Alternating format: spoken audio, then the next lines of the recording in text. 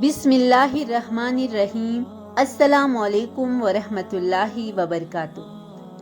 کیا آپ جانتے ہیں کہ حضرت یوسف علیہ السلام کو دریائے نیل میں کیوں دفن کیا گیا؟ حضرت یوسف علیہ السلام کے قصے کو قرآن کریم کی سورہ یوسف میں بیان کیا گیا ہے، اور اس سورہ کی پہلی آیت میں اس قصے کو سب سے اچھا قصہ قرار دیا گیا ہے۔ تو جو قصہ سب سے بہترین اور اچھا ہے، اس کے بارے میں جاننا ہر مسلمان کے لیے ضروری ہے، اور جو اس قصے کے بارے میں جان چکے ہیں ان کی ذمہ داری بنتی ہے کہ وہ اس قصے کو ان لوگوں تک پہنچائے جو اسے نہیں جانتے، کیونکہ اس میں زوال سے عروج حاصل کرنے کا فارمولہ بیان کیا گیا ہے۔ یہاں اس بات کا ذکر کیا جائے گا کہ حضرت یوسف علیہ السلام کو دریائے نیل میں کیوں دفن کیا گیا۔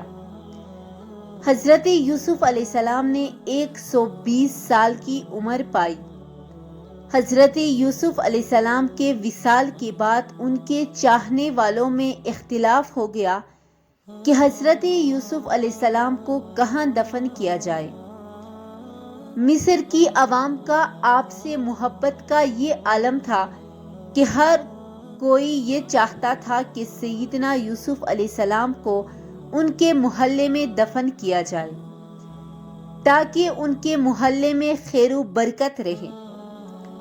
آخر میں اہلیان مصر اس بات پر راضی ہوئے کہ آپ کو دریائے نیل میں دفن کیا جائے، تاکہ دریا کا پانی آپ کی قبر مبارک کو چھو کر گزرے، اور تمام مصر والے اس پانی سے برکت حاصل کر سکیں۔ اس لیے آپ کے جسم مبارک کو سنگ مرمر کے صندوق میں بند کر کے دریائے نیل میں دفن کر دیا گیا۔ پھر 400 سال بعد حضرت موسیٰ علیہ السلام کے زمانے میں بنی اسرائیل کو حضرت موسیٰ علیہ السلام کی قیادت میں مصر چھوڑنے کا حکم دیا، تو سیدنا موسیٰ علیہ السلام کو حضرت یوسف علیہ السلام کا تابوت بھی اپنے ساتھ لے جانے کا حکم دیا، جس پر حضرت موسیٰ علیہ السلام ان کا تابوت نکال کر اپنے ساتھ فلسطین لے گئے، جہاں حضرت یوسف علیہ السلام کے تابوت کو حضرت اسحاق علیہ السلام اور حضرت یعقوب علیہ السلام کی قبر مبارک کے نزدیک دفن کیا گیا۔ اس وقت آپ کا مزار مبارک فلسطین میں ہے۔